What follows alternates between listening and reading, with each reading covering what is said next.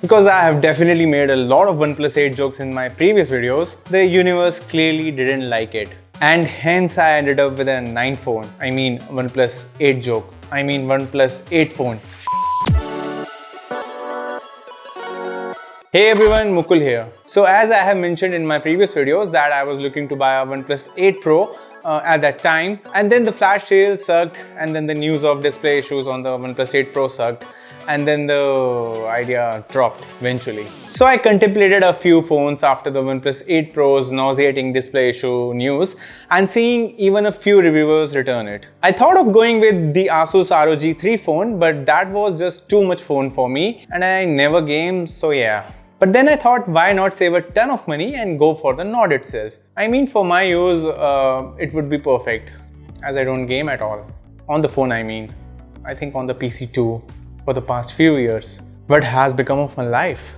So I ordered the Nord and it showed a delivery date which was 25 days away. So I was patiently waiting anyway. I mean, what else can I do? It's not like as if all my channel subscribers here are waiting for MewBot's review of OnePlus Nord.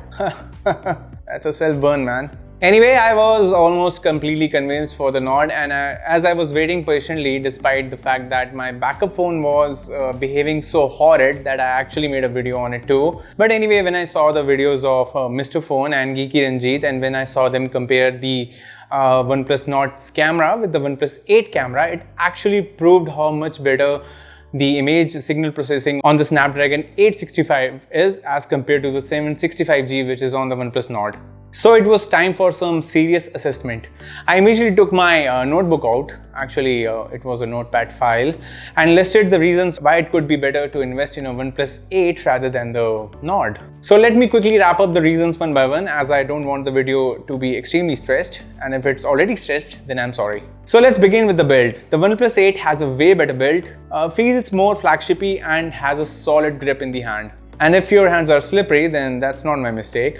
Also, the Snapdragon 865 is miles ahead of the 765G in general day-to-day processing too. I mean, all the apps are going to load a bit faster on the 865. Yeah, that's a extremely convincing reason. And not only that, the GPU, which is the Adreno 650, is again miles ahead of extremely old gen Adreno 620 GPU, which is on the 765G. Now, I don't game at all, but how these processors and GPU age, that actually matters a lot to me. And as mentioned earlier, the ISP is also far better on the OnePlus 8. In low light, that difference is super apparent on videos by other viewers. The storage of 8 is noticeably faster and the USB-C transfers are also faster. But yeah, only if you transfer a lot of files to your PC or laptop. That USB-C alone can help you connect your phone to a host of other devices too, which support USB-C 3.1 Gen 1 data transfers for display, etc. And this is a crucial utility for those who understand it. Of course.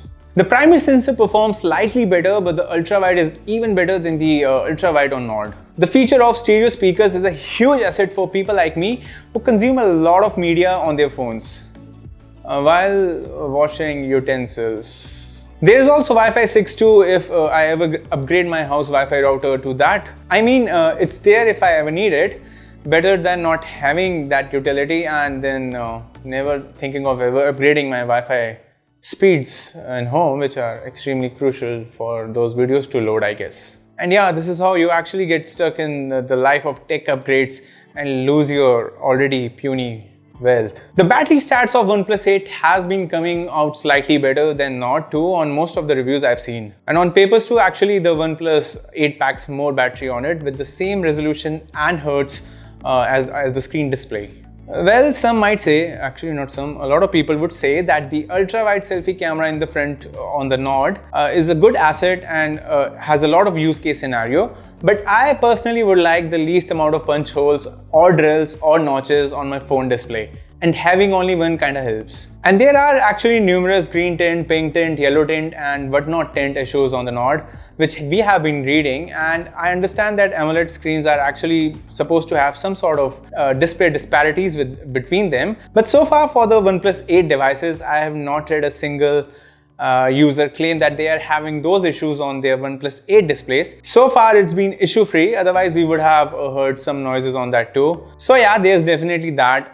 No matter what anyone says or believes in, I mean, these are not budget phones in any way. The very minute curve on the OnePlus 8 helps feel this slightly larger screen feels as compact as any other phone in these dimensions. The slight curve is aesthetically pleasing too and can actually never bother anyone till it is just too much, like how it is on OnePlus 8 Pro or the previous phones from other companies. So would you have paid 14,000 rupees more, which is approximately $140 US, after these factors and advantages over Nord? Well, I definitely did, as I did feel this investment would give me a longer run for my money, as the flagship processors generally last way longer when it comes to facing all the heavy apps updates we generally get on most of the social media apps we use these days. I mean, I've only seen them get more and more features on them and hardly strip off any. And I would definitely like my phone to behave snappy even after all these updates and Android updates it's supposed to get in the future, let's say even after a year or more. Yes, OnePlus phones are generally fast and all, but this is the first OnePlus phone with a mid-tier processor on it and with a way old gen GPU on it. So yeah, no one can actually claim anything till we pass all this time and contemplate and assess the phone after a year of usage or something like that. The OnePlus 8 will also have a better resale value in the future as compared to Nord. As I know for a fact that when other companies like Realme, MI, Poco, etc. would launch their Snapdragon 765G phones, they will be priced drastically lower than the OnePlus Nord. But at this very moment, I can say that OnePlus had positioned its launch with Nord so well that they are getting these insane number of sales, and hence the phone is going to be out of stock for at least a month or more.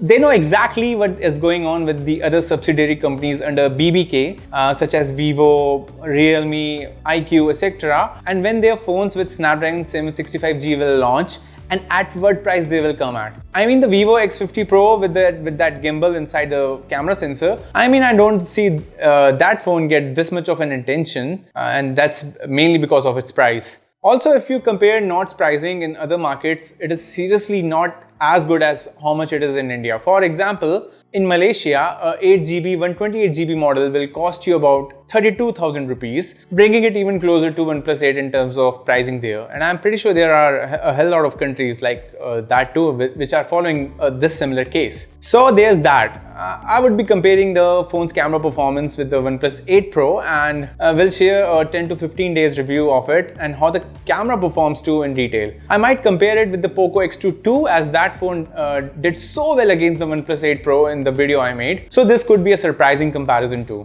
As always, hit a like and sub with the bell if the video helped you in any way. I tried my best here to jot down the many and anxious thoughts and calculation I had before making this purchase. Hope you all are staying safe. That's all for today. Mewbot out.